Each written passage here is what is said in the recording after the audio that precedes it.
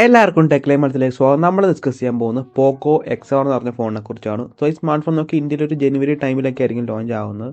ശരിക്കും പറഞ്ഞാൽ ഇതൊരു റെഡ്മി നോട്ട് 14 പ്രോ എന്ന് പറഞ്ഞ ഫോണിൻ്റെ റീബ്രാൻഡ് ആയിരിക്കും ഇന്ത്യയിൽ വരുന്നത്. പിന്നെ പോക്കോയുടെ ക്യാമറ ഡിസൈൻ ചെറിയ ഡിഫറൻസ് കാണും. റെഡ്മിയിൽ നിന്ന് പോക്കോട്ട് വരുമ്പോൾ ഡിഫറൻസ് ഉണ്ടാവുമല്ലോ, അതായിരിക്കും വരാൻ പോകുന്നത്. ക്യാമറ ഡിസൈനും കാര്യങ്ങളൊക്കെ ഡിഫറൻസ് വരും. പിന്നെ നമുക്ക് ഇതിൻ്റെ ഡിസൈൻ്റെ കാര്യങ്ങളൊക്കെ നോക്കാം എങ്ങനെയുണ്ടെന്ന്. 8.5 മില്ലിമീറ്ററാണ് തിക്നെസ് വരുന്നത്. 190 ഗ്രാം വെയിറ്റ് വരുന്നുണ്ട്. പ്ലാസ്റ്റിക് ബാക്ക്, പ്ലാസ്റ്റിക് ഫ്രെയിമാണ് വരുന്നത്. IP68 റേറ്റിംഗ് വരുന്നുണ്ട്. അത്യാവശ്യം നല്ല ഡ്യൂറബിലിറ്റിയും കാര്യങ്ങളൊക്കെ വരുന്നുണ്ട്. പിന്നെ ഫുള്ളി പ്ലാസ്റ്റിക് ബിൽഡാണ്, നമുക്ക് അത്ര എക്സ്പെക്ട് ചെയ്യാൻ പറ്റത്തുള്ളൂ. നെക്സ്റ്റ് ഡിസ്പ്ലേ ആയിട്ട് നമ്മൾ നോക്കുവാണെങ്കിൽ 6.67 ഇഞ്ചിൻ്റെ ഒരു 1.5K 120 Hz 12 bit curved AMOLED പാനലാണ് വരുന്നത്. 240 Hz ടച്ച് സാമ്പിളിംഗ് റേറ്റ് വരുന്നുണ്ട്. 1920 Hz PWM ഡിമ്മിങ് വരുന്നുണ്ട്. പിന്നെ 3000 nits ആണ് മാക്സിമം ബ്രൈറ്റ്നസ് വരെ. HD ബ്രൈറ്റ്നസ് ആയിരിക്കും അത്. പിന്നെ HD10+ സപ്പോർട്ട് ഉണ്ട്. ഡോൾബി വിഷൻ സപ്പോർട്ട് വരുന്നുണ്ട്. In display finger print scanner വരുന്നുണ്ട്. പിന്നെ ഗൊറില്ല ഗ്ലാസ് വിക്ടസ് 2 ആണ് പ്രൊട്ടക്ഷൻ. ഒരു ഡിസ്പ്ലേക്ക് വേണ്ട എല്ലാ ഫീച്ചറും കാര്യങ്ങളൊക്കെ ഈ സ്മാർട്ട് ഫോൺ വരുന്നുണ്ട്. അടിപൊളി ഡിസ്പ്ലേ ആണ്, ടോപ്പ് നോച്ച് ഡിസ്പ്ലേ തന്നെയാണ് വരുന്നത്. ഓഡിയോ നമ്മൾ നോക്കുവാണെങ്കിൽ ഡുവൽ സ്റ്റീരിയോ സ്പീക്കേഴ്സ് ആണ് വരുന്നത്. ഡോൾബി അറ്റ്മോസും വരുന്നുണ്ട്. ഹൈ റെസൊല്യൂഷൻ ഓഡിയും സപ്പോർട്ട് ചെയ്യുന്നുണ്ട്. പക്ഷേ ഹെഡ്ഫോൺ ജാം കാര്യങ്ങളൊന്നും വരുന്നില്ല. അത്യാവശ്യം നല്ല മൾട്ടിമീഡിയ എക്സ്പീരിയൻസ് നമുക്ക് ഈ സ്മാർട്ട് ഫോണിൽ നിന്ന് കിട്ടും. നെക്സ്റ്റ് നമ്മൾ പെർഫോമൻസ് നോക്കുകയാണെങ്കിൽ നമുക്കിവിടെ വരുന്നത് MediaTek Dimensity 7300 ആണ് വരുന്നത്. 4 nm TSMC മാനുഫാക്ചറിംഗ് പ്രോസസ്സറാണ് വരുന്നത്. സ്പെക്ക് അവിടെ കൊടുത്തിട്ടുണ്ട്. LPDDR4X റാമും UFS 2.2 സ്റ്റോറേജ് ആണ് വരുന്നത്. ഇവിടെ നമുക്ക് SD കാർഡ് സ്ലോട്ടും കാര്യങ്ങളൊന്നും വരുന്നില്ല. ആൻറ്റിറ്റി സ്കോർ നമ്മൾ നോക്കുകയാണെങ്കിൽ 6,79,810 ആണ്. CPU 2,15,379, GPU 1,47,476 ആണ് വരുന്നത്. സോ പബ്ജിയിൽ നമുക്കൊരു 60 FPS ഗെയിമിംഗ് ഒക്കെ പറ്റും. നല്ല അധികം ഹീറ്റ് ആവാത്തൊരു പ്രോസർ തന്നെയാണ്. നല്ല സ്റ്റെബിലിറ്റി ഉള്ളൊരു പ്രോസർ തന്നെയാണ്. നെക്സ്റ്റ് നമ്മൾ നോക്കുകയാണെങ്കിൽ OSൻ്റെ കാര്യം നമ്മൾ നോക്കുകയാണെങ്കിൽ HyperOS 2.0 ആയിരിക്കും വരാൻ പോകുന്നത്. Android 15 ആയിരിക്കും ഔട്ട് ഓഫ് ദി ബോക്സ്. കാരണം ഓൾറെഡി Android 15 ലോഞ്ച് ആയിട്ടുണ്ട്. പിന്നെ 3 വർഷത്തെ ആൻഡ്രോയിഡ് അപ്ഡേറ്റും 4 വർഷം സെക്യൂരിറ്റി അപ്ഡേറ്റും കാര്യങ്ങളൊക്കെയാണ് വരുന്നത്. HyperOS ഇത്തിരി ലൈറ്റർ ആണ്. ഇത്തിരി ആനിമേഷൻ ഇത്തിരി ബെറ്റർ എടുക്കുന്നൊരു UI ആണ്.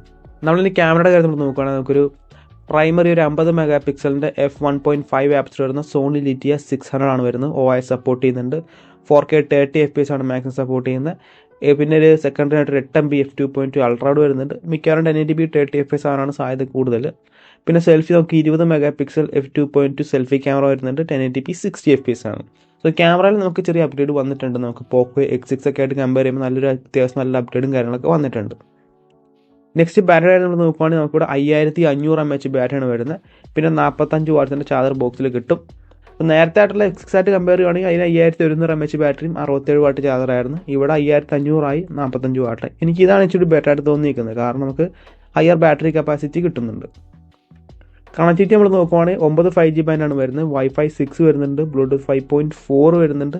IR ബ്ലാസ്റ്ററും വരുന്നുണ്ട്. പിന്നെ USB Type-C 2.0 ആണ് വരുന്നത്. സോ അത്യാവശ്യം നല്ല കണക്ടിവിറ്റി ഫീച്ചേഴ്സും കാര്യങ്ങളൊക്കെ നോക്കി സ്മാർട്ട് ഫോൺ വരുന്നുണ്ട്. പിന്നെ കുറവെന്ന് പറഞ്ഞാൽ നമുക്കിവിടെ ഹെഡ്ഫോൺ ജാക്ക് പോയി എന്നുള്ളതാണ്. നമുക്ക് X6 നമുക്ക് ഹെഡ്ഫോൺ ജാക്ക് ഉണ്ടായിരുന്നു, അതിവിടെ പോയി. ഇതൊരു കുറവ് തന്നെയാണ് ശരിക്കും പറഞ്ഞാൽ.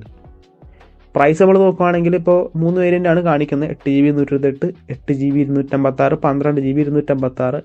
എക്സ്പെക്റ്റഡ് റേഞ്ച് എന്ന് പറഞ്ഞാൽ അവർ പറയുന്നത് പറഞ്ഞാൽ 220 യൂറോയിലാണ് പറയുന്നത്. മീൻസ് 19,000 രൂപ. എന്നാലും യൂറോപ്യൻ പ്രൈസ് വെച്ച് നോക്കുകയാണെങ്കിൽ നമുക്ക് 1000 രൂപ കുറവിലായിരിക്കും വരാൻ പോകുന്നത്. ഒരു 18,000 തൊട്ട് 20,000 രൂപ പ്രൈസിനായിരിക്കും മോസ്റ്റ്ലി സ്മാർട്ട് ഫോൺ വരാൻ പോകുന്നത്. ആ പ്രൈസിന് എനിക്കൊരു നല്ല ഫോണായിട്ടാണ് തോന്നിയിരിക്കുന്നത്.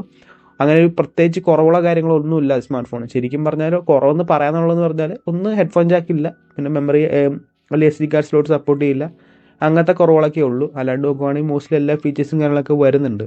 നല്ല ഡിസ്പ്ലേ വരുന്നുണ്ട്, അത്യാവശ്യം നല്ല ബിൽഡ് വരുന്നുണ്ട്, നല്ല സ്പീക്കർ വരുന്നുണ്ട്. പിന്നെ പെർഫോമൻസ് അത്യാവശ്യമുള്ള പെർഫോമൻസ് വരുന്നുണ്ട്.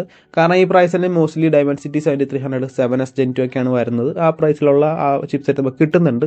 പിന്നെ ക്യാമറ അത്യാവശ്യം അപ്ഗ്രേഡും കാര്യങ്ങളൊക്കെ വന്നിട്ടുണ്ട്. ബാറ്ററിയുടെ കാര്യത്തിലും കണക്ടിവിറ്റി കാര്യത്തിലൊക്കെ. സോ എനിക്ക് നല്ലൊരു ഫോണായിട്ടാണ് തോന്നിയിരിക്കുന്നത്. 12,000 തൊട്ട് 20,000 പ്രൈസ് റേഞ്ചിൽ. സോ നിങ്ങളുടെ അഭിപ്രായങ്ങളൊക്കെ താഴെ കമൻറ്റ് ചെയ്യാം. നിങ്ങൾ ഈ സ്മാർട്ട് ഫോണിന് വേണ്ടി വെയിറ്റ് ചെയ്യുന്നുണ്ടെന്നൊക്കെ താഴെ കമൻറ്റ് ചെയ്യാം.